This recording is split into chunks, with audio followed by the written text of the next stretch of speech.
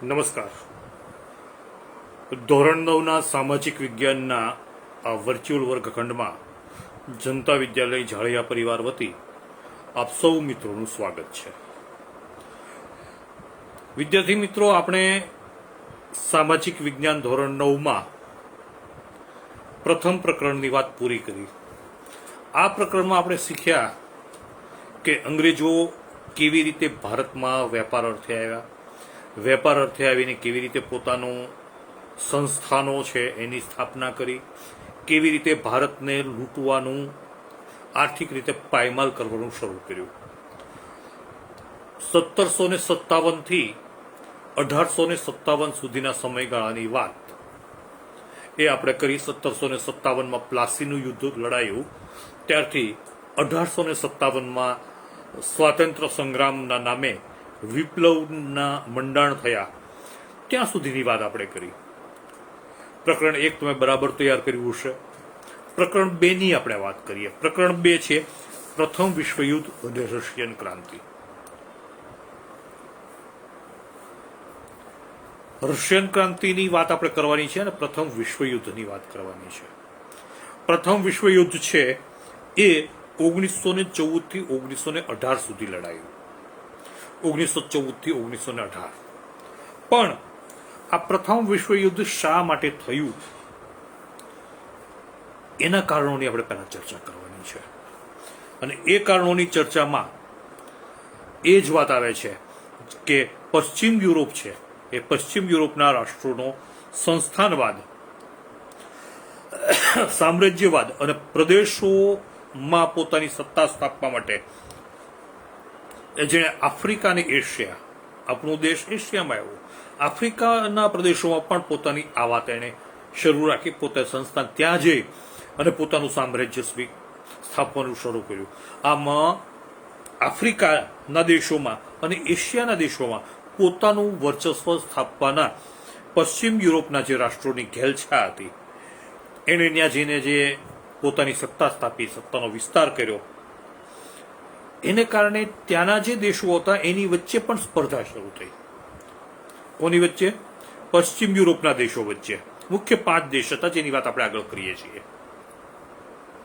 એટલે ભારતમાં જેમ અંગ્રેજો, બ્રિટિશરો એને પોતાનું સામ્રાજ્ય વિસ્તાર્યું, એમ દક્ષિણ આફ્રિકાના દેશોમાં અને એશિયાના બીજા દેશોમાં પણ આ રીતે પશ્ચિમ યુરોપના કેટલાક રાષ્ટ્રોએ પોતાની આ સત્તા લાલસા અને પ્રદેશવાદના કારણે એ પોતાની સત્તા ભૂખને સંતોષવાના પ્રયત્નો કર્યા. આ બધા દેશોએ, મુખ્ય 5 દેશો હતા, એમણે આફ્રિકાના અને એશિયાના દેશોને આર્થિક રીતે, સામાજિક રીતે અને સાંસ્કૃતિક રીતે ખૂબ નુકસાન પહોંચાડ્યું. અને એના દૂરગામી પરિણામો એ આવ્યા કે આખરે પ્રથમ વિશ્વયુદ્ધ 1914માં શરૂ થયું. રશિયાની અંદર પણ બોલ્શેવિક ક્રાંતિ, જેની વાત આપણે આ પાઠમાં આગળ કરવાની છે, એ પણ શરૂ થઈ. આવા બધા બનાવો છે એની આપણે આ પાઠમાં વિગતે ચર્ચા કરવાની છે. પ્રથમ વિશ્વયુદ્ધ અને રશિયાની થયેલી બોલ્શેવિક ક્રાંતિ, આ બે મુખ્ય છે આ પાઠમાં. આગળ વાત કરીએ એમ દક્ષિણ આફ્રિકા, એટલે આફ્રિકા અને એશિયામાં આ સંસ્થાનો સ્થાપવામાં અગ્રેસર હતું પશ્ચિમ યુરોપ. પશ્ચિમ યુરોપના રાષ્ટ્રોએ સામ્રાજ્યવાદી લાલસાએ પોતાનું સામ્રાજ્ય વિસ્તારવાના આશયથી પોતાના પાડોશી રાજ્યોને પણ છોડ્યા નહોતા. દાખલા તરીકે નેધરલેન્ડ, બેલ્જિયમ અને લક્ઝમબર્ગ આ નાના નાના રાષ્ટ્રો છે. નેધરલેન્ડ, બેલ્જિયમ અને લક્ઝમબર્ગ. તો એની ઉપર સ્પેન શક્તિશાળી દેશ હતો. એ આ પશ્ચિમ યુરોપના જે 5 દેશો કહીએ છીએ એ પૈકીનો એક સ્પેન. તો એને અહીંયા પણ પોતાનું સામ્રાજ્ય પોતાના કબજામાં આ દેશોને લીધા હતા. કોને કોને? નેધરલેન્ડ, બેલ્જિયમ અને લક્ઝમબર્ગને. એમાંથી કેટલાક પ્રાંત છે એ ફ્રાન્સે પડાવી લીધા. કોની પાસેથી? સ્પેન પાસેથી. પોર્ટુગસ છે એનો શાસક એ બિનવારસ મૃત્યુ પામ્યો, એટલે સ્પેનના રાજા છે એને પોર્ટુગલ પોતાને હસ્તક લઈ લીધો. કારણ કે દૂરના સંબંધે પણ એનો ભાઈ થતો હતો. એટલે 6 દાયકા સુધી, લગભગ 60 વર્ષ, 6 દાયકા એટલે 60 વર્ષ સુધી બિન યુરોપીય દેશોમાં સંસ્થાનો સ્થાપવાનો ઇજારો સ્પેન પાસે હતો. સ્પેન છે એ જુદા જુદા રાજ્યોમાં જઈ જુદા જુદા રાષ્ટ્રોને પોતાના કબજામાં લેતું હતું. આ સ્પેનનું કામ હતું. ત્યાર પછી ફ્રાન્સ અને ઓસ્ટ્રિયા એમણે પણ પોતાના સંસ્થાનો છે એ સ્થાપવાનો પ્રયત્ન કર્યો. એના કબજામાં આવ્યું ઇટાલી અને જર્મન રાજ્યો અને ઇટાલી એને આમણે કબજામાં લીધા. કોને? ફ્રાન્સે અને ઓસ્ટ્રિયાએ. ત્યારે આ બાજુ એશિયામાં આપણા દેશ ઉપર પણ અને આફ્રિકાના દેશો ઉપર પણ એ યુરોપીય સત્તાઓની પકડ છે મજબૂત બનતી જતી હતી. ત્યારે આ બધા દેશો સ્વતંત્ર થઈ ગયા અને એમને પણ પોતાના અગાઉના માલિકોના માર્ગે ચાલી એશિયા, આફ્રિકાના કેટલાક રાજ્યોને પોતાની સત્તા હસ્તક લીધી. ફરીથી આખી વાત કરું તો પહેલા આ લોકોએ શું કર્યું? જે પશ્ચિમ યુરોપના 5 શક્તિશાળી રાષ્ટ્રો હતા એમણે પોતાના પાડોશી દેશો છે એને પોતાના કબજામાં લઈ અને સંસ્થાનો શરૂ કરવાના પ્રયત્ન શરૂ કર્યો. ત્યાં સંસ્થાનો સ્થાપ્યા. આગળ વધતા વધતા એને દક્ષિણ આફ્રિકા અને એશિયાની અંદર પણ પોતાનું સામ્રાજ્ય વિકસાવ્યું. એ અરસામાં જે પહેલા યુરોપના પોતાના પાડોશી દેશોને જે પોતાના કબજામાં લીધા હતા અને ન્યા સંસ્થાનો સ્થાપ્યા હતા, ત્યાં જુદા જુદા કારણોસર આ બધા દેશો સ્વતંત્ર થયા. નેધરલેન્ડ, બેલ્જિયમ, પોર્ટુગલ, આ બધા દેશો સ્વતંત્ર થયા. પણ એશિયા અને આફ્રિકાના દેશો પર યુરોપીય દેશોની પકડ મજબૂત હતી. એટલે પહેલા જે દેશો આઝાદ થયા ને એનાથી પ્રેરાઈને પણ એશિયામાં અને દક્ષિણ એટલે આફ્રિકાના દેશોમાં પણ સ્વતંત્ર થવા માટેની ચળવળ ઊભી થઈ. આપણે એ પૈકીના એક હતા. 1857ની અંદર જે વિપ્લવ શરૂ થયો ને એનું કારણ આ હતું કે આપણને પણ પ્રેરણા મળી. એ લોકો જો આને ચુંગાલમાંથી મુક્ત થઈ શકતા હોય તો આપણે કેમ ન થઈ શકીએ? એટલે પહેલા આપણે વાત કરીએ એશિયાની અંદર થયેલા સંસ્થાનવાદની અને પછી વાત કરીએ આપણે આફ્રિકાના સંસ્થાનવાદની. યુરોપનો દેશ ઇંગ્લેન્ડ, જેણે ભારતની અંદર પગદંડો જમાવ્યો, આપણે પહેલા પાઠમાં જોયું. પછી ભારતના પાડોશી દેશો શ્રીલંકા, બર્મા, સિંગાપુર અને મલાયા, અહીંયા પણ પોતાનું સામ્રાજ્ય એને સ્થાપ્યું.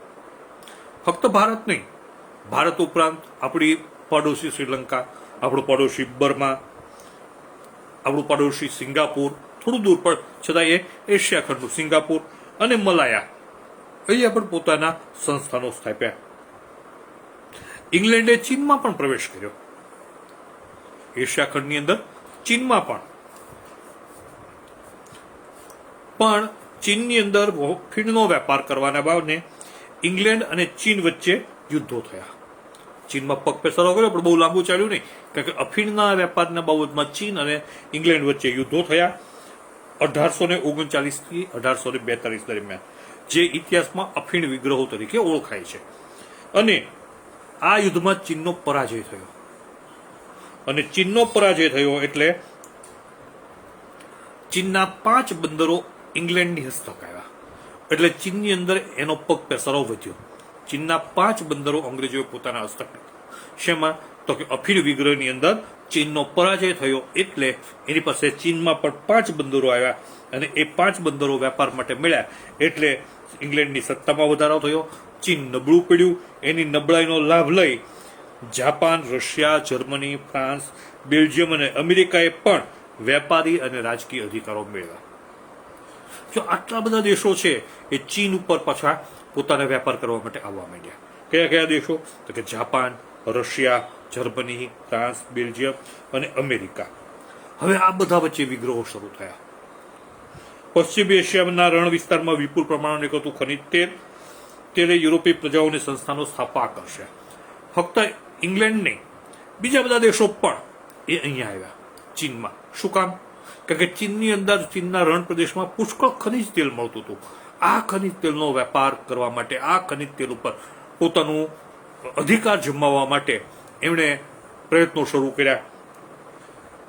અને ઇંગ્લેન્ડ ઉપરાંત જર્મની, રશિયા અને અમેરિકાએ એશિયા ખંડના બીજા Iran, Iraq, Kuwait, Saudi Arabia અને બહેરીનમાં તેલ કંપનીઓ સ્થાપી.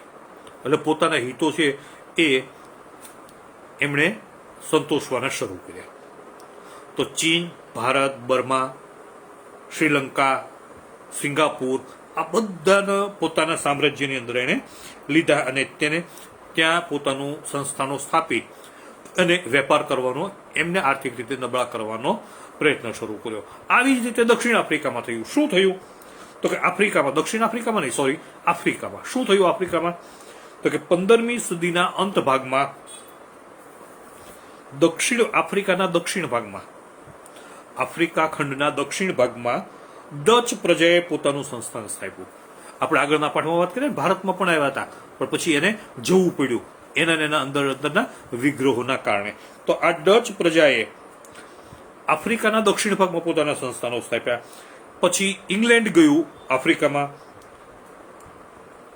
એણે કેપ નામનું જે વિસ્તાર છે ત્યાં પોતાનું સંસ્થાન સ્થાપ્યું. ફ્રાન્સ પણ ગયું, એણે ઉત્તર આફ્રિકાના અલ્જીરિયામાં પોતાનું સંસ્થાનો સ્થાપ્યા. આમ આફ્રિકામાં પણ આ બધી પ્રજાઓએ, પશ્ચિમ યુરોપની પ્રજાઓએ પોતાનો પગ પેસારો શરૂ કર્યો, પોતાનો વેપાર શરૂ કર્યો, પોતાના સંસ્થાનો સ્થાપ્યા. આના માટેનું એક બીજું પણ કારણ હતું જેની આપણે અત્યારે ચર્ચા કરવી જરૂરી છે. ઇંગ્લેન્ડમાં ઔદ્યોગિક ક્રાંતિ આવી, યુરોપમાં ઔદ્યોગિક ક્રાંતિ આવી. ઔદ્યોગિક ક્રાંતિ આવી એટલે નવા નવા મશીનો શોધાયા અને એટલું બધું ઉત્પાદન વધવા લાગ્યું કે એના માટે કાચો માલ અને વેચવા માટે બજાર, આ બંનેની યુરોપને જરૂર પડવા માંડી. એટલે એણે બજાર શોધવા માટે અને કાચો માલ શોધવા માટે પોતાને બીજા પ્રદેશોમાં પોતાનું સામ્રાજ્ય વિસ્તારવાની શરૂઆત થઈ. એવી આ કારણથી દક્ષિણ આફ્રિકા પણ એને અનુકૂળ આવ્યું, કારણ કે ઔદ્યોગિક ક્રાંતિને કારણે કાચા માલની પ્રાપ્તિ અને જે તૈયાર થયેલો માલ છે એને વેચાણ માટે આફ્રિકાનો મોટો વિસ્તાર છે એ પણ આ લોકોને અનુકૂળ આવ્યો. એટલે એણે બધા યુરોપીય દેશોએ આફ્રિકામાં અને એશિયામાં પોતાના સંસ્થાનો સ્થાપવાની શરૂઆત કરી અને એને વેગ પણ આપ્યો. તેજીથી પોતાને આ પ્રવૃત્તિ એને વધારી. બેલ્જિયમના રાજા લિયોપોલ્ડે કોંગોનો વિશાળ પ્રદેશ પણ એમણે કબજે કર્યો, ત્યાં પણ સંસ્થા સ્થાપી. ઇંગ્લેન્ડે જે આપણી ઉપર રાજ કરતું હતું એ ઇંગ્લેન્ડ, એણે ઇજિપ્ત, પૂર્વ આફ્રિકાના કેટલાક વિસ્તારો, દક્ષિણ આફ્રિકાના દેશો અને પ્રદેશોમાં પોતાના મથકો સ્થાપ્યા. ઇંગ્લેન્ડે, ફ્રાન્સે, ડચ આવ્યું, અંગ્રેજો આવ્યા, ફ્રેન્ચ આવ્યા. ફ્રેન્ચે શું કર્યું તો કે ટ્યુનિસિયા, આ દેશના નામ છે, પહેલી વખત સાંભળતા હશો, પણ ટ્યુનિસિયા, મોરોક્કો અને પશ્ચિમ આફ્રિકાના બીજા દેશોમાં પોતાનું વર્ચસ્વ સ્થાપ્યું, પોતાના વિસ્તારો સ્થાપ્યા અને પોતાના રાજ બનાવ્યા. જર્મનીએ પૂર્વ તથા પશ્ચિમ આફ્રિકાના દેશોમાં પોતાનું સામ્રાજ્ય વિકસાવ્યું અને આમ જુદી જુદી પ્રજાઓએ જુદા જુદા વિસ્તારની અંદર પોતાનું સામ્રાજ્ય વિસ્તારી, પોતાનો કાચો માલ છે પોતાના દેશ માટે ઉતરી જાય, પાકો માલ તૈયાર કરીને આ દેશોમાં વેચવાની એની જે પ્રવૃત્તિ છે એને વેગવાન બનાવી. આ પ્રાદેશિક વિસ્તારોમાં અંદરોઅંદર પણ વિગ્રહ થવા માંડ્યા. એકબીજાને પોતાનો વર્ચસ્વ જગાડવા માટે એકબીજાના પ્રદેશો કબજે લેવાની તૈયારીઓ બધાએ શરૂ કરી. એ અરસામાં 1884-85માં આ પ્રાદેશિક વિસ્તારો મેળવવાની સ્પર્ધા વચ્ચે યુરોપીય રાજ્યો હતા એની એક પરિષદ મળી અને એમાં આફ્રિકાના જુદા જુદા દેશો બધાએ વહેંચી લીધા. સમજૂતી કરી કે આ મારકાપ નથી કરવી, યુદ્ધો નથી કરવા, પણ આપણે સમજૂતી કરી અને દક્ષિણ આફ્રિકાના દેશો છે, વિસ્તારો છે એ વહેંચી લઈએ. અને આ પ્રમાણે સમગ્ર આફ્રિકાનું માં યુરોપની જુદી જુદી પ્રજાઓએ પોતાનું સામ્રાજ્ય છે એ વહેંચી લીધું, સ્થાપી દીધું. એક તરફ યુરોપના સંસ્થાન ભૂખ્યા રાષ્ટ્રો એશિયા અને આફ્રિકા બંને જગ્યાએ, બંને ખંડમાં પોતાનું સામ્રાજ્ય સ્થાપવા માટે તૂટી પડ્યા તેમ કહીએ તો ચાલે. અને એ પ્રદેશ છે એને પોતાના કબજામાં પોતાના હસ્તક લેવાના પ્રયત્નો કરતા હતા. ત્યારે બીજી બાજુ એક ઘટના બની અને એ ઘટના બહુ મહત્વની છે, ઇતિહાસના કરવટ લેતી ઘટના છે. એ જર્મની અને ઇટાલી વચ્ચે એકીકરણ થયું. જર્મની અને ઇટાલી બંને વચ્ચે સંધિ થઈ, બંને એકીકરણ કર્યા અને એટલે જર્મનીએ પણ ઔદ્યોગિકરણ, વ્યાપારીકરણ અને સંસ્થાનીકરણની હરીફાઈમાં ઝડપ્યું. હવે મજબૂત બન્યો, ઇટલીની સાથે એને સંધિ કરી, એકીકરણ થયું. એટલે આ ઝડપી બદલાતા પ્રવાહોએ દેશોનું રાજકીય, આર્થિક અને સામાજિક શોષણ કર્યું. કોનું? આફ્રિકાના દેશોનું અને એશિયાના દેશોનું. એટલે આ દેશોનો વિકાસ અટકી ગયો, આફ્રિકાના અને એશિયાના દેશોનો, અને એના કારણે પ્રથમ વિશ્વયુદ્ધની ભૂમિકાનું સર્જન થયું. પ્રથમ વિશ્વયુદ્ધ, એનું બેકગ્રાઉન્ડ આપણે જોઈએ તો વિશ્વમાં કેટલીક ઘટનાઓ જે ભૂલી ન શકાય એવી, અવિસ્મરણીય અને હૃદયદ્રાવક બની છે, એ પૈકીની એક ઘટના છે આ કઈ? પ્રથમ વિશ્વયુદ્ધ. પ્રથમ વિશ્વયુદ્ધ કોઈ એક કારણથી નહોતું બન્યું. પ્રથમ વિશ્વયુદ્ધ બનવા માટે અનેક પરિબળો જવાબ હતા. પ્રથમ વિશ્વયુદ્ધ છે એ લડાયું, એની માટે અનેક પરિબળો જવાબદાર હતા, અનેક કારણો જવાબદાર હતા. આ પ્રથમ વિશ્વયુદ્ધની શરૂઆત 1914ની 1 ઓગસ્ટે થઈ હતી. 1914ની 1 ઓગસ્ટે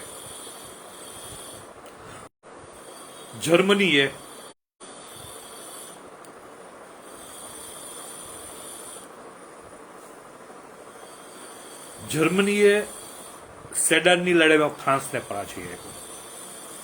જો વિશ્વયુદ્ધ છે એની શરૂઆતની વાત કરું છું, 1 ઓગસ્ટ 1914, જર્મની અને ફ્રાન્સ. કઈ લડાઈ? સેડાનની લડાઈ. જર્મનીએ ફ્રાન્સને પરાજય આપ્યો અને એટલે હાર્યા પછી ફ્રાન્સે એક સંધિ કરવી પડી 1871માં. એક સંધિ કરી હતી 1871માં. એ ફ્રેન્કફર્ટની સંધિ કહેવાય. એટલે હારી ગયો એટલે એ સંધિ પ્રમાણે એણે પોતાના 2 પ્રદેશો જર્મનીને આપવા પડ્યા. કોણે? ફ્રાન્સે. સંધિ જૂની હતી, 1871માં કરેલી સંધિ પ્રમાણે એમણે 2 પ્રદેશો છે એ જર્મનીને આપવા પડ્યા. કયા? યુદ્ધ દંડ આપવો પડ્યો અને 2 પ્રદેશો આપવા પડ્યા, આલ્સેસ અને લોરેન્સ. આ 2 પ્રદેશો છે કે જે ફ્રાન્સે જર્મનીને આપ્યા. ફ્રાન્સને આ પોતાનું અપમાન લાગ્યું, કારણ કે પોતે એક તો હાર પચાવી ન શક્યો અને 2 પ્રદેશો આપવા પડ્યા. એટલે આ ફ્રેન્કફર્ટની સંધિ છે એ વિશ્વયુદ્ધનું પહેલું મુખ્ય કારણ બન્યું. અને એ જ્યારે પ્રથમ વિશ્વયુદ્ધ પૂરું થયું ને ત્યારે પણ બીજું વિશ્વયુદ્ધના મંડાણ થઈ ચૂક્યા હતા, બીજ રોપાઈ ચૂક્યા હતા. મંડાણ તો ન કહેવાય, પણ બીજ રોપાઈ ચૂક્યા હતા. કુલ 6 એવા પરિબળો હતા કે જેને કારણે પ્રથમ વિશ્વયુદ્ધ લડાયું. હવે આપણે આ 6 પરિબળોની વાત કરવી છે. પહેલું આર્થિક પરિબળ, બીજું લશ્કરવાદ, ત્રીજું જૂથબંધી અને ગુપ્ત સંધિઓ, ચોથું ઉગ્ર રાષ્ટ્રવાદની ભાવના, પાંચમું વર્તમાનપત્રોનો ફાળો અને છઠ્ઠું યુદ્ધ અંગેનું તત્વજ્ઞાન. આ 6માં આપણે પહેલા મુદ્દાની વાત કરી, આર્થિક પરિબળ. 19મી સદીમાં ઇંગ્લેન્ડે એશિયા અને આફ્રિકામાં વિશાળ સામ્રાજ્ય સ્થાપ્યું. આપણે એની વાત પહેલા પાઠમાં કરી. ઇંગ્લેન્ડે એશિયા અને આફ્રિકાના દેશોમાં પોતાનો સંસ્થાનો સ્થાપ્યા, વેપાર શરૂ કર્યો અને પોતાની સત્તા છે એનો જમાવડો કર્યો. આ સંસ્થાનો શું કરતા હતા? જે દેશો ઉપર શાસન કરતા હતા એ દેશોને આર્થિક રીતે પાયમાલ કરતા હતા, આર્થિક રીતે એનું શોષણ કરતા હતા. ઇંગ્લેન્ડની અંદર હમણાં કીધું ઔદ્યોગિક ક્રાંતિ આવી હતી એટલે એને માલનું ઉત્પાદન કરવા પડે, કાચા માલની પુષ્કળ જરૂર પડતી હતી. અને આ જે રાજ્યો ઉપર એ રાજ કરતા હતા, જ્યાં પોતાનું સામ્રાજ્ય હતું, ત્યાંથી એ પુષ્કળ કાચો માલ સસ્તા ભાવે લઈ અને ઇંગ્લેન્ડમાં લઈ આવતા હતા. એટલે જે દેશો ઉપર એનું સામ્રાજ્ય હતું, જ્યાં પોતાના સંસ્થાનો હતા, એ દેશોનું એ આર્થિક શોષણ કરતા હતા અને આર્થિક શોષણ કરીને ઇંગ્લેન્ડ પોતે ધનવાન બનતું હતું. 19મી સદીની છેલ્લી 25મીમાં, છેલ્લા 25 વર્ષમાં 19મી સદીના એશિયા અને આફ્રિકાના બજારોમાં બજારો મેળવવા માટે તીવ્ર હરીફાઈ થઈ. કારણ કે બધા, આપણે આગળ વાત કરીએ, ઘણી બધી પ્રજાઓ છે એને પોતાના સંસ્થાનો સ્થાપ્યા હતા અને આફ્રિકામાં તો બધા વેચી લીધા હતા. હવે એ બધા પાકો માલ બનાવતા હતા, કાચો માલ લઈ જતા હતા. હવે એને વેચવા માટે બજાર મેળવવા, બજાર જોઈએ. એ બજાર છે એશિયા અને આફ્રિકામાં. આ બજાર મેળવવા માટે એ લોકોની અંદર એ પશ્ચિમ યુરોપના જે દેશો છે એની વચ્ચે જ સ્પર્ધા થવા માંડી, હરીફાઈ થવા માંડી. અને હરીફાઈમાં જર્મની પણ આપણે આગળ જોયું કે કૂદ્યું હતું. તો જર્મનીએ એ ફ્રાન્સ અને ઇંગ્લેન્ડની તુલનામાં, એની સરખામણીમાં સસ્તો માલ બજારમાં વેચવાનું શરૂ કર્યું. આમ એકબીજાના બજારો તોડવા માંડ્યા. એટલે જર્મની અને ઇંગ્લેન્ડ આની બેની વચ્ચે ગળાકાફ સ્પર્ધા થવા માંડી, પોતાનો માલ વેચવા માંડે. અને આ બંને વચ્ચેની વ્યાપારીકરણની સ્પર્ધા છે. કોની વચ્ચેની? જર્મની અને ઇંગ્લેન્ડ વચ્ચેની. એ બીજા વિશ્વયુદ્ધ બનવા માટેનું પહેલું કારણ, પહેલું પરિબળ. બીજું પરિબળ લશ્કરવાદ. જ્યાં જ્યાં પોતાનું સામ્રાજ્ય હતું, સંસ્થાનો હતા, ત્યાં ત્યાં યુરોપીય પ્રજાએ પોતાનું લશ્કર ખડું કર્યું હતું. કારણ કે એ બધું સાચવવા માટે લશ્કર તો જોઈએ. તો એ લશ્કરી બળ પણ એની પાસે એના માટે મહત્વનું હતું. તો England, France, Germany, Austria, Russia, આ બધાએ આ સમયગાળામાં પોતાના લશ્કરને મજબૂત બનાવવાનું શરૂ કર્યું. લશ્કર મજબૂત બન્યું એટલે એનો અર્થ એમ કે એની પાસે ક્ષમતા વધી. અને જાપાન, ઇટાલી, જર્મની, આ બધામાં લશ્કરને ફરજિયાત લશ્કરની અંદર જોડાવાનું નાગરિકોને કહેવામાં આવ્યું. લશ્કરની તાલીમ ફરજિયાત કરવામાં આવી. બધાએ સૈન્ય માટે જરૂરી એ શસ્ત્ર સરંજામ છે એનું ઉત્પાદન શરૂ કર્યું. આમ લશ્કરવાદને પણ ઉત્તેજન મળ્યું. કારણ કે બધાએ પોતાના સામ્રાજ્યને ટકાવી રાખવા માટે, બળવાન બનવા માટે લશ્કરમાં ભરતી શરૂ કરી, લશ્કરની તાલીમો શરૂ કરી અને શસ્ત્રોનું ઉત્પાદન શરૂ કર્યું. આમ લશ્કરવાદ છે એ આર્થિક સ્પર્ધાની સાથે સાથે લશ્કરી સ્પર્ધા પણ ઉમેરાય. એટલે પહેલું પરિબળ એ આર્થિક સ્પર્ધા, બીજું લશ્કરવાદ, આ બીજું પરિબળ એટલે યુદ્ધનું વાતાવરણ ઉગ્ર બન્યું. હવે બધા શક્તિશાળીઓ ભેગા થવા માંડ્યા. ત્રીજું જૂથબંધી. પ્રથમ વિશ્વયુદ્ધ સર્જવામાં જૂથબંધીઓ અને ગુપ્ત કરારોએ મહત્વનો ભાગ ભજવ્યો. આગળના બે પરિબળો જોયા. ત્રીજું પરિબળ એટલે જૂથબંધી. આ જૂથબંધીમાં પ્રથમ વિશ્વયુદ્ધ પહેલા વિશ્વ બે જૂથમાં વહેંચાઈ ગયું. એક બાજુ જર્મની હતું, એની સાથે ઓસ્ટ્રિયા, હંગેરી, બલ્ગેરિયા, તુર્કસ્તાન હતું. આપણે આગળ પહેલા પરિબળમાં જોયું કે જર્મની અને ઇંગ્લેન્ડ વચ્ચે એ તીવ્ર સ્પર્ધા હતી. તો એ તીવ્ર વ્યાપારિક સ્પર્ધામાં વિશ્વ છે બે જૂથમાં વહેંચાઈ ગયું. ક્યાં બે જૂથમાં? તો કે એક બાજુ જર્મની અને એક બાજુ ઇંગ્લેન્ડ. જર્મની સાથે કોણ કોણ? તો જર્મનીની સાથે ઓસ્ટ્રિયા, હંગેરી, બલ્ગેરિયા અને તુર્કિસ્તાન.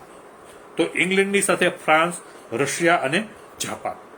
આ બંને જૂથ વચ્ચે દુશ્મનાવટ ઊભી થઈ, ઈર્ષા ઊભી થઈ, શંકાઓ ઊભી થઈ, કુશંકાઓ ઊભી થઈ, ભય ઊભો થયો એકબીજાનો અને એકબીજા માટે તિરસ્કારની લાગણી ઊભી થઈ. આને કારણે એ પ્રથમ વિશ્વયુદ્ધમાં આ બંને જૂથ વચ્ચે એ યુદ્ધ લડાવવાને મંડાણ થયા. ત્રણ મુદ્દાઓની આપણે વાત કરી, ત્રણ પરિબળો. એક આર્થિક પરિબળ, વ્યાપારીકરણની સ્પર્ધા. બીજું લશ્કરવાદ, લશ્કરીય શક્તિ છે એ વધારવાની સ્પર્ધા. ત્રીજું ગુપ્ત સમજૂતીઓ અને જૂથબંધી. ચોથું ઉગ્ર રાષ્ટ્રવાદની ભાવના. બેલ્જિયમ અને ગ્રીસની સ્વતંત્રતા. બેલ્જિયમ અને ગ્રીસ આ અરસામાં સ્વતંત્ર થયા. ઇટાલી અને જર્મનીનું એકીકરણ થયું, એ પણ આપણે જોયું. એ રાષ્ટ્રવાદના પરિણામો હતા. ત્યાં પ્રજામાં રાષ્ટ્રવાદ છે એ એકદમ છે એ ચરમસીમાએ પહોંચ્યો હતો. તો ત્યારબાદ યુરોપમાં રાષ્ટ્રવાદની ભાવનાએ ઉગ્ર અને સંકુચિત સ્વરૂપ ધારણ કર્યું. યુરોપમાં આર્થિક ઈર્ષાઓ, ખેંચતાણો, પ્રતિસ્પર્ધાઓ અને સામ્રાજ્યવાદ એટલો બધો વધી ગયો કે એકબીજાના રાષ્ટ્રોના હિત ટકરાવવા માંડ્યા. આપણે આગળ જ વાત કરી કે બધા દેશોને સામ્રાજ્યો સ્થાપવા હતા. ક્યાં? એશિયામાં, આફ્રિકામાં અને પોતાના પાડોશી રાજ્યોને પોતાના કબજામાં લેવાતા. આ બધા શક્તિશાળી રાષ્ટ્રો એની વચ્ચે સ્પર્ધા થઈ આના માટે કે મારું રાજ્ય છે એ વધારે વિસ્તાર મારા રાજ્યનો મારા રાષ્ટ્રનો હોવો જોઈએ. તો આ સામ્રાજ્યવાદ અને એના માટેની સ્પર્ધાઓ એકબીજા સાથેની એટલી બધી વધી ગઈ કે બંને રાષ્ટ્રો, બાજુબાજુના બે રાષ્ટ્રો, યુરોપના રાષ્ટ્રો એકબીજા સાથે ઝઘડવા માંડ્યા, એકબીજાની ઈર્ષા કરવા માંડ્યા, એકબીજા સાથે સ્પર્ધા કરવા માંડ્યા. એટલે એક રાષ્ટ્ર, આપણે અત્યારે ભારત પાકિસ્તાનમાં કેમ જોઈએ છે કે ભારત, સાચો ભારતીય એ કહેવાય કે જે પાકિસ્તાનને, એવું આપણે માનીએ છીએ કે જે પાકિસ્તાનને દુશ્મન માનતો હોય, પાકિસ્તાનને ઘૃણા કરતો હોય. આવું તે સમયે પાડોશી રાજ્યો વચ્ચે થયું કે એટલો બધો ઉગ્ર રાષ્ટ્રવાદ કે જે તે દેશના નાગરિકો બાજુના દેશને, પાડોશી દેશને પોતાનો દુશ્મન ગણવા માંડ્યા, એને નફરત કરવા માંડ્યા. આ ઉગ્ર રાષ્ટ્રવાદ, જેનો પ્રણેતા હતો જર્મનનો સમ્રાટ કૈસર, એને આ ઉગ્ર રાષ્ટ્રવાદને ખૂબ જ પ્રોત્સાહન આપ્યું. એ ખૂબ જ મહત્વાકાંક્ષી હતો એટલે, અને વિશ્વ પ્રભુત્વની નીતિમાં માનતો હતો કે આખું વિશ્વ છે એ આપણા કબજામાં હોવું જોઈએ. એની પાસે પ્રચંડ લશ્કરી તાકાત હતી અને એનાથી એ રાષ્ટ્રવાદને જેને પ્રોત્સાહન આપ્યું જર્મને, એટલે એ જર્મની છે એ પ્રથમ વિશ્વયુદ્ધમાં એ ખૂબ અગ્રેસર રહી અને એણે લીડિંગ રોલ ભજવ્યો. ઇંગ્લેન્ડની સાથે એ પ્રથમ વિશ્વયુદ્ધના મંડાણ થયા. બે મુદ્દા હજી બાકી છે. વર્તમાનપત્રોનો ફાળો. યુરોપના દરેક રાષ્ટ્રો પોતાના વર્તમાનપત્રમાં એકબીજા ઉપર આકરા, ઉશ્કેરણીજનક, અતિશોક્તિભરા અને જૂઠા લખાણો છાપતા હતા. લોકો એ વાંચતા હતા એટલે એમાં બીજા રાષ્ટ્રો માટે, બીજા રાષ્ટ્રના નાગરિકો માટે એકદમ નફરત અને ઘૃણા એ ફેલાતી હતી. એટલે એ એટલા ઝેર ભરેલા એના બધા લખાણો હતા કે દુશ્મનાવટ ઊભી થતી હતી. બીજા દેશોને એ દુશ્મનો, એક દેશ છે બીજા દેશને દુશ્મનો માગવા, અને એટલી ઉગ્ર હદે કે જે સત્તાધીશો હતા એ પણ એને પ્રજાની સામે ઝૂકવું પડે. પ્રજા છે એમાં જ આક્રોશ હતો એટલે એ લોકો પણ સંધિ કે સમજાવટ કરી શકે એમ નહોતા. એટલે વર્તમાનપત્રોએ ઉશ્કેરણીજનક લખાણો લખી અને પણ એકબીજા રાજ્યોને ખૂબ જ ઉગ્ર હદે નાગરિકોને એકબીજાના દુશ્મનો બનાવી દીધા. અને છેલ્લે યુદ્ધ અંગેનું તત્વજ્ઞાન. યુરોપની અંદર આપણે ભારતમાં એક ઉક્તિ છે ને, હવે તો યુદ્ધ એ જ કલ્યાણ. એટલે એવો આખો માહોલ ઉભો થયો કે હવે તો યુદ્ધ સિવાય કંઈ શક્ય જ નથી. યુદ્ધ સિવાય શાંતિ નહીં થાય, યુદ્ધ સિવાય આપણું સામ્રાજ્ય નહીં ટકે, યુદ્ધ સિવાય આપણી આર્થિક સમૃદ્ધિ નહીં ટકે. એટલે યુદ્ધ એ જ કલ્યાણ, એક આખું યુદ્ધ છે એ અનિવાર્ય હોય એવો એક માહોલ છે એ યુરોપમાં ઊભો થયો. કેટલાક લેખકોએ, એમાં એક નામ છે ટીટસ્કે, જર્મન લેખક છે, એણે પણ એવું સ્ટેટમેન્ટ અને એ પ્રકારના લખાણો કર્યા કે અહીંયા તો લડાઈ જ યોગ્ય છે અને જે શક્તિશાળી હશે એ જીતશે, શક્તિશાળી હશે એ જ શાસન કરશે અને યુદ્ધ એ રાષ્ટ્રની જરૂરિયાત છે. આવા પ્રકારના લોકોને ગેરમાર્ગે દોરવાના એટલા બધા પ્રયત્નો થયા. બૌદ્ધિકોએ પણ આવા પ્રયત્નો કર્યા અને એને યુદ્ધને એક પવિત્ર કાર્ય ગણાયું. આમ 6 પરિબળોને કારણે પ્રથમ વિશ્વયુદ્ધ છે એના મંડાણ થયા 1914ની 1 ઓગસ્ટે. તાત્કાલિક કારણ એ બન્યું કે ઓસ્ટ્રિયાનો રાજકુમાર હતો અને એની પત્ની, એ બંનેને એક સર્બિયા દેશ છે, સર્બિયાની ઉગ્રવાદી એક સંસ્થા હતી બ્લેક હેન્ડ, એને આ બંનેને ગોળી મારી. કોને? ઓસ્ટ્રિયાના રાજકુમારને અને એની પત્નીને. ઓસ્ટ્રિયાએ એવો આક્ષેપ મૂક્યો કે સર્બિયાનો આમાં હાથ છે. આ ઉગ્રવાદી સંસ્થાને એ પ્રોત્સાહન આપે છે અને સર્બિયાને ઓસ્ટ્રિયાએ કહ્યું કે કોઈ પણ સંજોગોમાં 48 કલાકની અંદર આ જે લોકોએ આ ગોળીબાર કરીને આ બંનેને માર્યા હોય એને પકડીને હાજર કરો અને નહીંતર યુદ્ધ માટે તૈયાર રહો. સર્બિયાએ એમ કહ્યું કે આ બાબતમાં અમને કંઈ ખબર નથી, અમે અજાણ છીએ, અમે આવું કંઈ કરાયું નથી. પણ એને કંઈ ન સાંભળ્યું અને ઓસ્ટ્રિયાએ સર્બિયા સામે યુદ્ધ જાહેર કરી દીધું, યુદ્ધ શરૂ કરી દીધું. આમ પ્રથમ વિશ્વયુદ્ધનો પ્રારંભ થયો. અહીં સુધીની આપણે વાત છે એ આજના લેક્ચરમાં કરીએ છીએ. આવતીકાલે પ્રથમ વિશ્વયુદ્ધની શું પરિણામો આવ્યા, શું થયું એ કરી અને આપણો બીજો પાઠ છે આપણે આવતીકાલે પૂરું કરશું. ત્યાં સુધી આપ સૌને જય શ્રી કૃષ્ણ.